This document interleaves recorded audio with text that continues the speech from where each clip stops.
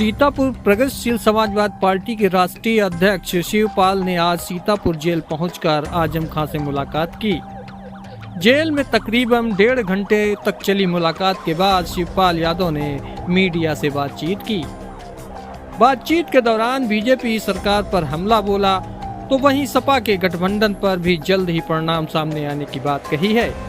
शिवपाल यादव ने UP TT के paper leak मामले में बीजेपी सरकार को भी आड़े हाथों लिया है। उन्होंने कहा है कि इस सरकार में तीसरी बार पेपर लीक का मामला सामने आया है। यह इसलिए होता है क्योंकि सरकार और नौकरशाही के लोग इसमें शामिल होते हैं। उन्होंने कहा कि हम भी सपा सरकार में लेखपाल भर्ती कराई थी, कोई भी पेपर लीक नहीं हुआ था और न ही कोई भ्रष्टाचार हुआ था।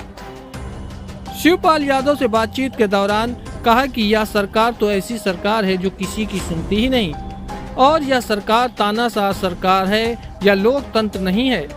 शिवपाल यादव ने अखिलेश यादव से गठबंधन पर कहा कि आप लोग थोड़ा इंतजार करिए क्योंकि राजनीति में रणनीति होती है और रणनीति सबके सामने बताई नहीं जाती। जल्द ही परिणाम आपके सामने होंगे। उन्होंने कहा कि वह आजम खां से मिलकर यह चाहते हैं कि सभी समाजवादी परिवार फिर से एक बार मिलकर साथ चले। शिवपाल यादव ने कहा है कि सत्ता में आने के बाद आजम खां पर कार्रवाई करने वाले लोगों की जांच होगी जिससे हकीकत सबके सामने आएगी।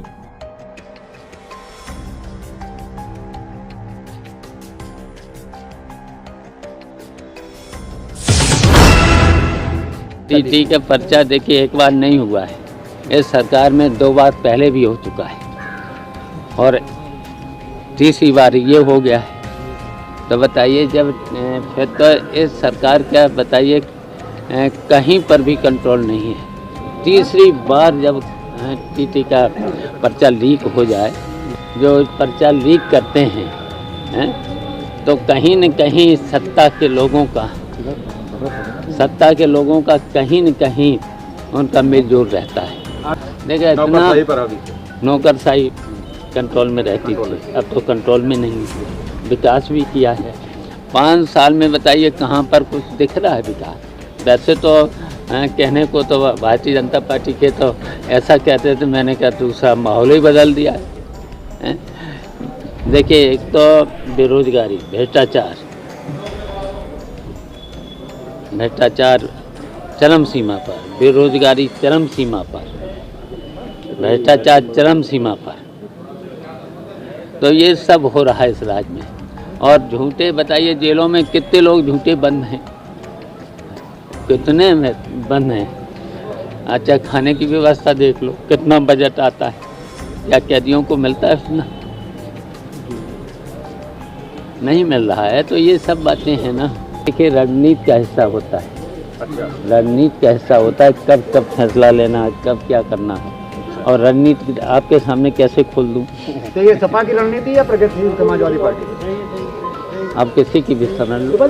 चुनाव के बारे में यही है कि सब लोग एक हो जाओ, जी, पूरा समाजवादी परिवार एक हो जाए।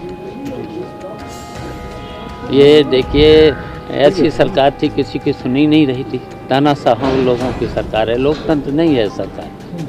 बिल्कुल मुकदमे वापस, और वापस के साथ साथ जिन लोगों ने झूठी कार्रवाइयाँ की हैं उनकी जांच हो जाएगी, और जांच हो जाएगी तो फिर तो वही तो मैंने कहा ये परंपरा गलत है, अन्याय हो रहा है। तो ऐसा नहीं करना चाहिए लोकतंत्र में। इतने बड़े नेताओं के खिलाफ अगर इस तरह की कार्रवाइयाँ होंगी तो फिर लोकतंत्र कहाँ बचा है? फिर तो लोकतंत्र को भी खतरा है।